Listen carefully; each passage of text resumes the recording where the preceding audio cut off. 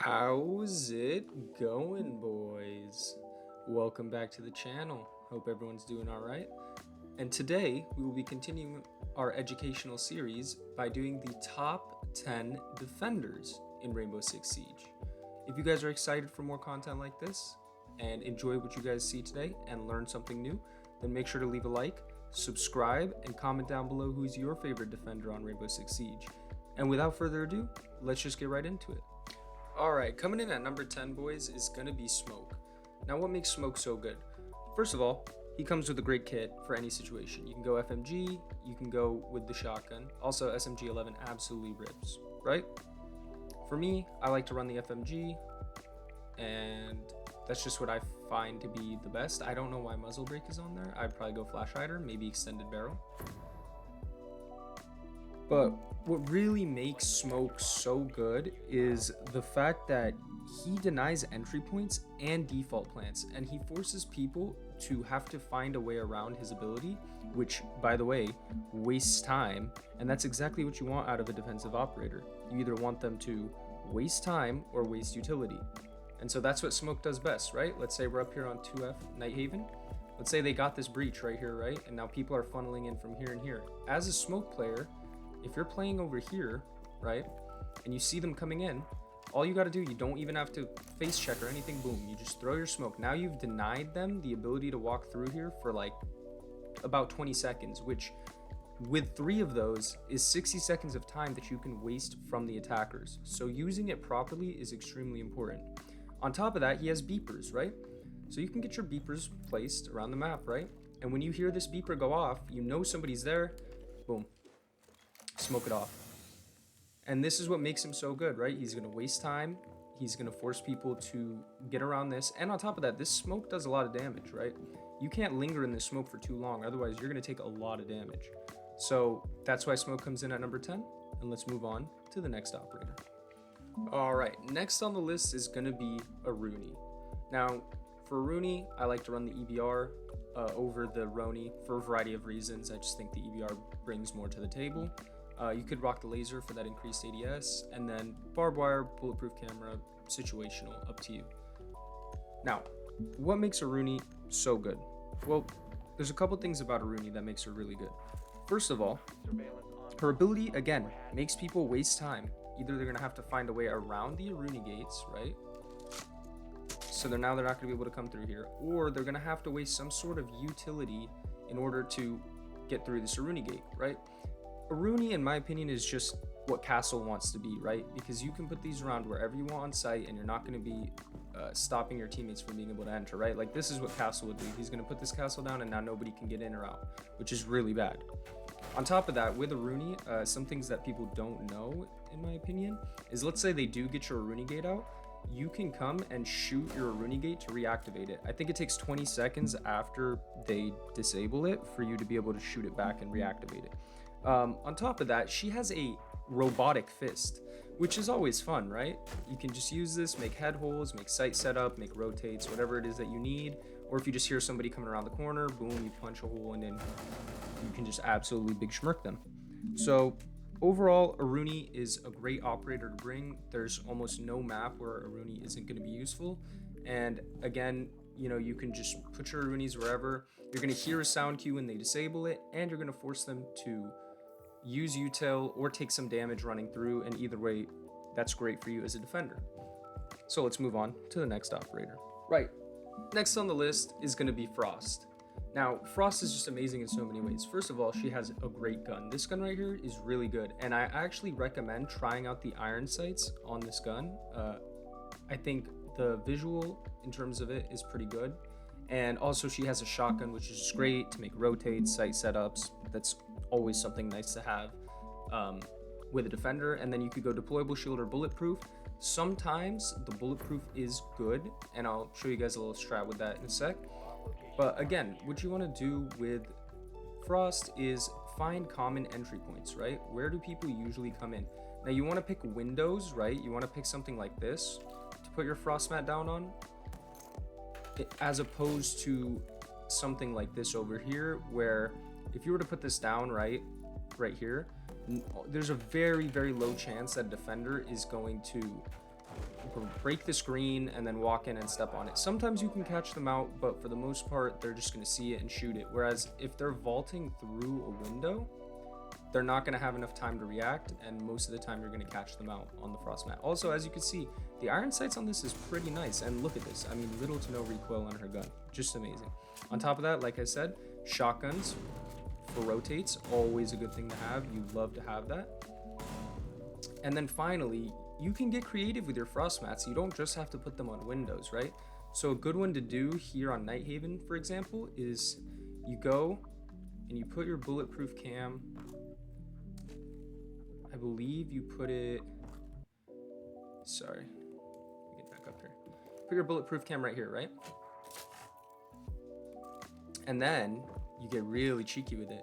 You toss a frost mat down. There we go. You get your frost mat. Now look at that. That's super hidden, right? But that's not what makes this so good. If people see this default, or sorry, this bulletproof, they're not able to melee it. So what do? They walk in, right? They're walking in. You got your teammate on this, just red pinging them. He's just gonna be red pinging, red pinging, red pinging. They're gonna freak out. They're gonna be like, whoa, whoa, whoa. They're gonna see this. They're gonna jump up to try to melee it, and then boom, get hit by the frost trap. So get creative with your frost traps. Don't just put them on entry points. I mean, that's always a good thing to do. You'll probably get somebody, but also try to find little creative ways to get people out. And yeah, that's why Frost makes it in on this list. And let's move on to the next defender. All right, next on the list is my boy Wamai. Love me Wamai. Always use MP5K. Do not troll. Don't use this. This gun is cursed. It's terrible. So always MP5K. I go with the Keratos personally to be able to make slight rotate holes and other things like that. It's just better to set up sight than just the regular pistol. And then impacts and proxies, up to you. I like impacts, again, in case they run a Monty strat or I just have to make a quick rotate because my teammates don't know what they're doing. Anyways, what makes Wamai so good? Well, again, he can save you rounds by essentially magnetizing projectiles from the opponents, right? So what you want to do with Wamai is get your stuff set up above a window, right? So that when attackers come in, if an attacker is pushing here and he wants to flashbang, he's gonna flashbang, and this Wamai right here is gonna magnetize it and pick it up before it even goes off. And that's really, really good because again, what do we want out of good defensive operators? We want them to either waste time or waste utility. And that's exactly what Wamai makes people do. On top of that, it gives you a sound cue, right? So if you're playing near this Wamai right here, you're gonna hear it magnetize the flashbang, and then so you can come around, swing, and get a free kill. And that's why Wamai makes it in on number 7. Let's move on to the next operator. Right, next on the list is going to be Lesion. Now, Lesion is just honestly one of the best defenders. I really like him. He has a great gun. I like the T5, but you could totally rock the shotgun as well. Personally, I like the T5. This is also another one that you could go iron sights on because the sight isn't too bad. And then go super shorty for sure for a sight setup, and impacts or bulletproofs, up to you. I like impacts. So yeah, I just go impacts. But what makes Lesion amazing? First of all, this guy can spam his abilities all over the map. As you can see in the bottom right there, I have 9 goo mines, right? And these goo mines, like, you can spam them on every entry point throughout the round, right? So it's important not to die early with Lesion to get his full, to get the full use out of his ability, right? But what's super good about these Lesions, right, is first of all, they give you a sound cue, right? So you want to be placing Lesions away from the doorway. You don't want to place a Lesion right here because as an attacker, if you're coming in, you're just going to see that and shoot it. Whereas if I put one here, they're going to have to come around and look at the floor in order to find that. Nobody's doing that in Rainbow Six Siege, right? So use them properly. But another tip that I would say is really good for Lesion is to make sure to play near them, right? You don't want to just go and throw a Lesion super far away in a random spot in the map, because first of all, you're not going to hear it go off, but also there's no pressure here, right? If an attacker comes through and gets hit by this Lesion mine, they're just going to walk back over here and then pull it out, and nothing's going to happen, right? But on top of that, Lesion's mines deny plant. So if somebody gets hit by a Lesion mine late in the round, they can't plant until they remove the Lesion mine from their leg. First of all, that's great, again, by wasting time, but also they get stuck in an animation, and if you hear your Lesion mine go off, you can play off of it, and while they're pulling it out, swing around, kill them, get a free kill. So that's why Lesion makes it in at number 6, and let's move on to the next defender. All right, next on the list is Azami. And honestly, what is there not to love about Azami? 2 great guns, either the 919 or the ACS. Both of them are good. I like the AR more personally. I'd probably rock it like this, maybe throw on a laser. And then also has a deagle, which is decent for making head holes, a little bit of sight setup, and again, barbed wire or impact grenades. For the most part, actually, barbed wire is probably better, but it's really situational. So up to you how you want to do it. But again, Azami, amazing gun and kit, and she is different than any other operator because she allows you to bend the map however you like, right? If you want to play here, yeah, this is a decent head glitch, but guess what? You could even throw an Azami, and now you have more room to swing off of this Azami, right? You could swing from multiple ways. You could sit down here and get people. So again, she just allows you to bend the map to your will, and that's super important. And then again, with the barbed wire, you want to be placing barbed wire not too close, right? So that you can get an ample sound cue, right? You don't want to place a barbed wire here. You might want to place it a little bit further so that when they're walking through this or when they're meleeing this, you have more time to react as a defender, come around, swing, and kill them. And again, impacts and the deagle to make nice sight setups or head holes when needed. Always important and always nice to have. And again, I know that she got nerfed, right? So now people don't have to melee it. They could shoot out the Kiba barrier, but in my opinion, that's not too big of a nerf, and I think she's still really good. And then just one more tip that you could use when using Azami, if you don't have anywhere else to throw your Azamis or just kind of you're already set up, you can use it just to put it on these doorways, right? This makes it super awkward for attackers. All the time, they're gonna have to come down and crouch through, and if you're sitting here waiting for something like that, you're just gonna be able to swing them and kill them before they can get fully through. And that's always a good thing to do, and I think that's another reason that Azami's amazing, right? They could sit here, waste their time shooting at this, but you're gonna hear it, you're gonna know they're coming, and you're gonna get a free kill. That's why Azami makes it in on this list, and let's move on to the next defender. Okay, next on the list is gonna be Solis. Solis, amazing operator, right? Great guns. I would never really go the shotgun, always go the P90. It's good. I like this sight on the P90. Go laser for that increased ADS.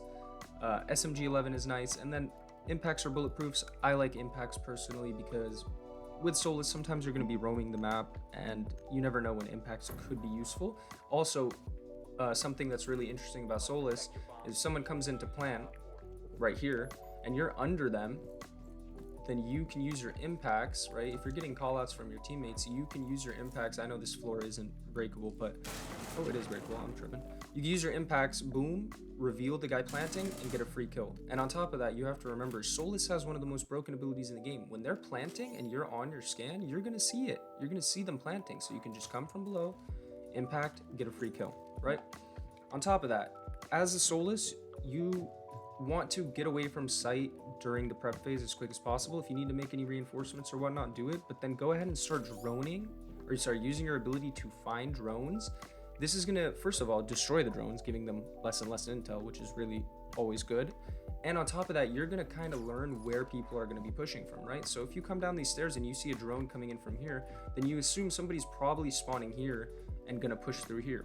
So you can use that information to your advantage to get free kills on people. And on top of that, if you're hiding here when the round starts and you've got your scanner out and you see a drone go by you and up from here, they just misdroned you, right? So most likely they think it's clear. You're just gonna wait for them to come and get a free kill, right? And final tip for Solis is never use her scan ability unless you absolutely have to, because as you can see, it completely gets rid of your ability, and now you're left without an ability for, like, I believe 15 to 20 seconds, which just seems like a long time and isn't really useful in any way. So that's why Solis makes it in at number 4, and let's move on to the next operator. All right, next on the list is gonna be Cade. Now, why Cade? Why not Bandit? In my opinion, Cade allows for more flexibility. In terms of his loadout, I'd go with the TCSG. Allows you to make site setups, which is sometimes very important.